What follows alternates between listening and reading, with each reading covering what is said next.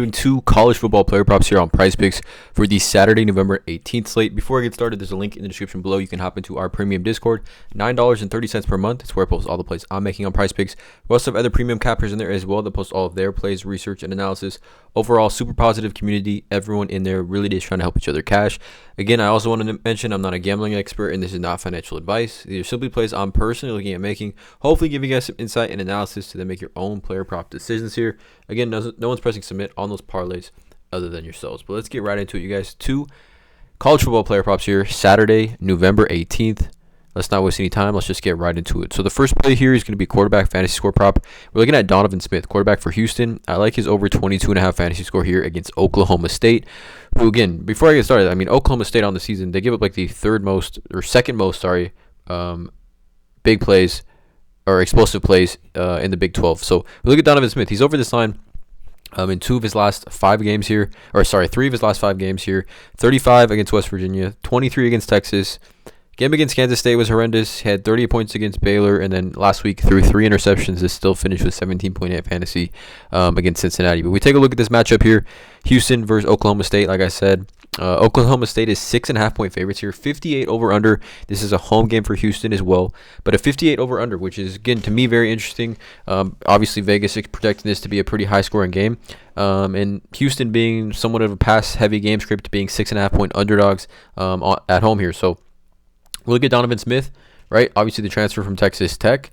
And he's had a couple games, actually numerous games this season, over this 22.5 fantasy score line. He's gone over this line in 5 games and under in 5 games as well. So he's exactly 50-50 here for Donovan Smith. And if we kind of go week by week here, I think he's just due in this matchup at home against Oklahoma State, right? He's had explosive games. He had 38.3 fantasy points against Texas Tech, 35.5 against West Virginia, 26.9 against Texas, 28 against Baylor. He had 41.1 fantasy earlier this season against Rice, where he had 3 rushing touchdowns in that game.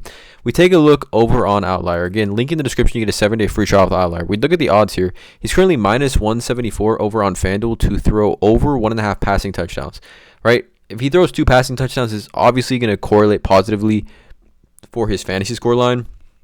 Like if we look this season in games where he's thrown at least 2 passing touchdowns, his lowest scoring game is 17.9 fantasy points, where that was, again, he threw 3 interceptions.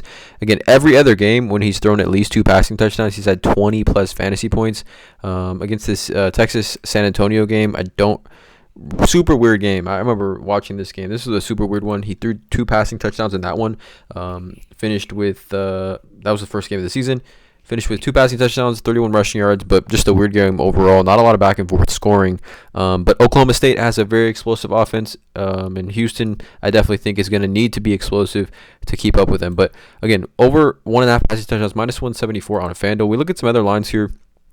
For Donovan Smith, minus 115 on to go over 243.5 passing yards. But you can see here, passing yards allowed, 115th in the country is what Oklahoma State is ranked. 115th, right? We look at, go up here to defense first position, Oklahoma State, and how they specifically match up against quarterbacks this season in the Big 12. Like, we look at this. Oklahoma State gets the 3rd most total fantasy points to the quarterback position in the Big 12. The 3rd most on the season. And that's a little bit skewed. I mean, you could say, West Virginia had like Dylan Gabriel just put up like almost 60 fantasy points. So this is somewhat skewed. I think Oklahoma State probably, if you take away that game from Dylan Gabriel against West Virginia, Oklahoma State's probably the 2nd as far as most fantasy points given up to that specific position. And then we just look at other quarterbacks, right? You would consider Donovan Smith a dual threat quarterback given, his ability to run the ball, coming off a game where he just had 13 rushing attempts for 88 yards. The game before that, 20 rushing attempts for 66 yards and a rushing touchdown. He's got a game with 3 rushing touchdowns this season. We look at other quarterbacks, okay? John Rhys Plumlee, just last week against Oklahoma State, 30.4 fantasy points. Just last week, again, a dual threat quarterback, ran for 74 yards on the ground. We look at Garrett Green, definitely a dual threat quarterback, has a ton of rushing touchdowns this season. He faced Oklahoma State, 31.7 fantasy points. He ran for 117 on the ground. We look at Jason Bean. Again, we took him last week. Fantasy score, he absolutely sold us. He got hurt in the first half. Actually, didn't end up being a DMP. I don't know why. I think both these teams weren't top 25 teams in the country, which, again, I thought they were. But against Oklahoma State, he had 37.6 fantasy points, and he didn't even run the ball. He got 2 rushing yards. He threw for 410 yards in the air and 5 passing touchdowns. Rocco Becht, Again, a quarterback not nearly as talented as those three other guys I just named, or not nearly as talented as Donovan Smith. Against Oklahoma State earlier this season, he had his best game, 28.9 fantasy points. He threw for 348 yards in the air and 3 passing touchdowns and didn't have a single rushing yard. It's just a great spot, you guys. I mean, look at Rocco Becht, you guys. He had 28.9 fantasy, his best game of the year against Oklahoma State. Now Donovan Smith gets him here at home at 22.5 fantasy. I think if he can't hit this line, I don't know what it is. I'm surprised it's at 22.5. I definitely could see this. Honestly, thought it should have been at 23.5, just given the explosive plays that Oklahoma State gives up here, as well as the Houston offense looking like it's fully healthy with Sam Brown, Manjack, and Johnson, as far as that wide receiver core goes. So, Donovan Smith over 22.5 fantasy is the first play. The second play here is going to be Brock Bowers. I like his over 55.5 receiving yards here. Back fully healthy for Brock Bowers. He's under in his last 2. Obviously, this game against Vanderbilt is the game where he got injured. And then his first game back against Mississippi finished with 34 yards. He had a receiving touchdown in that game. Georgia pretty much controlled the game for the majority of the time. But before he got injured, he had 3 straight games of 120-plus receiving yards. UAB, Auburn, and Kentucky, he had 121, 157, and 132. I mean, Brock Bowers, the best tight end in the country without question, probably going to be a first-round pick this season, or in the coming draft. We take a look. I mean, Brock Bowers, when he sees like 5 receptions, he's pretty easily can go over this line pretty easily. He's over this line in 4 of 8 games this season. Technically, I would say you wouldn't really count this game against Ball State and against Vandy. Again, he got injured against Vandy, and in both these games, they did not really need to throw the ball. Did not really need to throw the ball at all. And then just this last game, he played only 45 snaps against Mississippi in his first game back. Still caught 3 catches for 34 yards.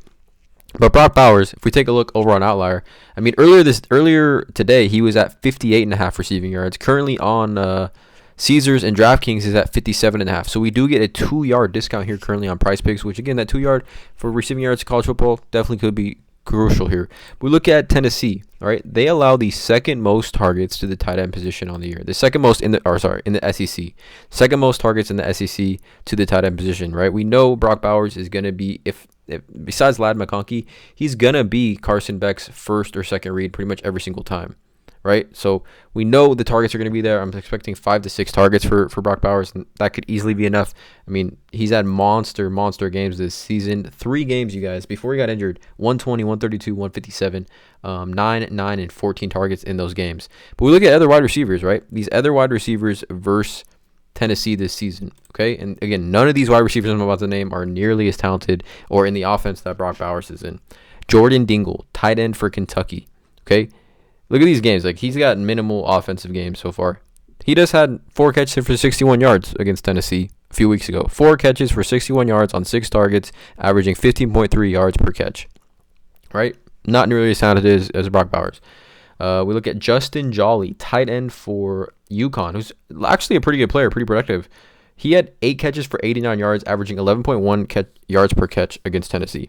Right here, at Tennessee on 2. At Tennessee on the road, 8 catches for 89 yards. Max Wright, tight end for Texas A&M. 3 catches for 26 yards, 8.7 yards per catch, which is still a pretty decent yards per catch average. You know, if we see Brock Bowers catch 5-6 balls, it's well over the 55.5 receiving yards line. Obviously, Brock Bowers is going to smash this 8.7 yards per catch. And then Trey Knox, tight end for South Carolina against Tennessee earlier this season as well. 7 catches for 51 yards, 7.3 yards per catch. So we're seeing these tight ends who, again, no one is nearly as talented as Brock Bowers, be extremely productive against this Tennessee defense. Tennessee allowing the second most targets, you guys, in the conference SEC to the tight end position. We look at this game as well. Georgia is 9.5-point favorites, 59 over under, but this is a road game for Georgia at Tennessee. I'm expecting it to be a close one, and Brock Bowers to see a generous share of targets in this one. So Donovan Smith over 22.5 fantasy score. Brock Bowers over 55.5 receiving yards. Let me know in the comments below how you feel about these 2 plays. Drop a like, hit that subscribe button, check out all the links in the description below, and as always, have a great day.